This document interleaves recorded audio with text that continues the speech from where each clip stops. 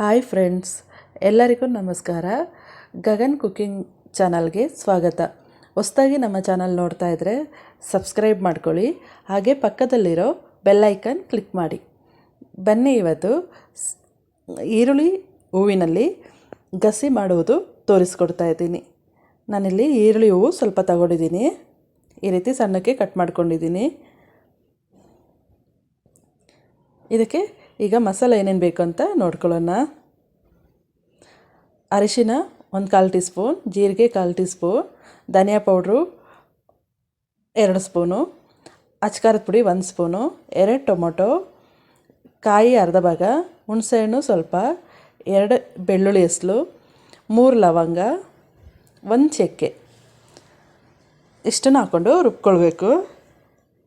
ನೈಸಾಗಿ ರುಬ್ಕೊಳ್ಬೇಕು. ಈಗ ನಾನು ಬಾಣಲೆ ಇಟ್ಕೊಂಡಿದ್ದೀನಿ.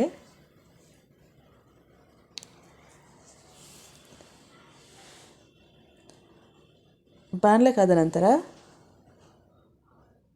ಸ್ವಲ್ಪ ಎಣ್ಣೆ ಹಾಕ್ಕೊಂಡು ಅದಕ್ಕೆ ಸಾಸಿವೆ ಹಾಕ್ಕೊಳ್ತಾ ಇದ್ದೀನಿ.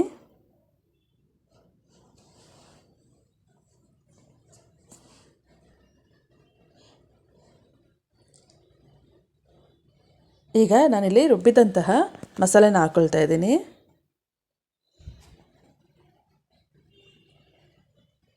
ಹಾಕ್ಕೊಂಡು ಚೆನ್ನಾಗಿ ಫ್ರೈ ಮಾಡ್ಕೊಳ್ಬೇಕು ಮಸಾಲೆನ.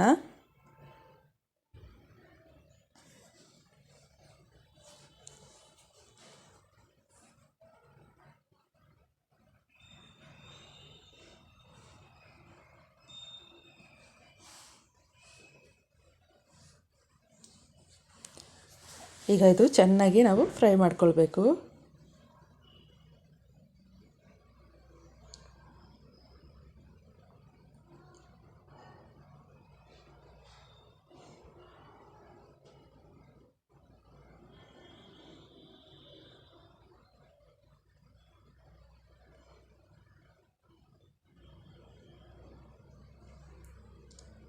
ಈಗ ಇದು ಚೆನ್ನಾಗಿ ಫ್ರೈ ಆಗಿದೆ.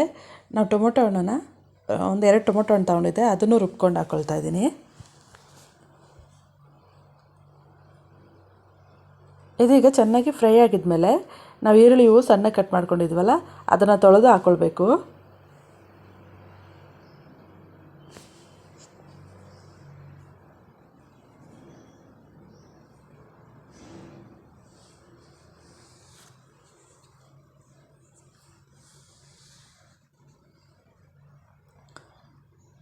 ಈರುಳ್ಳಿ ಹೂವು ಈ ಮಸಾಲೆನಲ್ಲೇ ಬೇಯಬೇಕು. ಇದಕ್ಕೆ ನಾನು ರುಚಿಗೆ ತಕ್ಕಷ್ಟು ಸ್ವಲ್ಪ ಉಪ್ಪನ್ನು ಹಾಕ್ಕೊಳ್ತಾ ಇದ್ದೀನಿ. ಉಪ್ಪನ್ನು ಹಾಕ್ಕೊಂಡು ನೋಡಿ, ಈ ರೀತಿ ಇಲ್ಲಿವರೆಗೂ ಬೇಯ್ತಾ ಇರಬೇಕು, ಇಷ್ಟು ಗಟ್ಟಿ ಆಗಬೇಕು. ಈಗ ಈರುಳ್ಳಿ ಹೂವು ಗಸಿ ತುಂಬ ಟೇಸ್ಟಿಯಾದಂತಹ ಗಸಿ ರೆಡಿಯಾಗಿದೆ. ಇದು ಚಪಾತಿಗೆ ಹಾಗೂ ವೈಟ್ ರೈಸ್ಗೆ ಸೂಪರ್ ಕಾಂಬಿನೇಷನ್. ಈ ರೆಸಿಪಿ ಇಷ್ಟ ಆಯ್ತಂದರೆ ಕಮೆಂಟ್ ಮಾಡಿ, ಲೈಕ್ ಕೊಟ್ಟು ಶೇರ್ ಮಾಡಿ, ಹಾಗೆ ಗಗನ್ ಕುಕಿಂಗ್ ಚಾನಲ್ಗೆ ಸಬ್ಸ್ಕ್ರೈಬ್ ಆಗಿ. ಈ ವಿಡಿಯೋ ನೋಡಿದ್ದಕ್ಕೆ ಎಲ್ಲರಿಗೂ ಧನ್ಯವಾದಗಳು.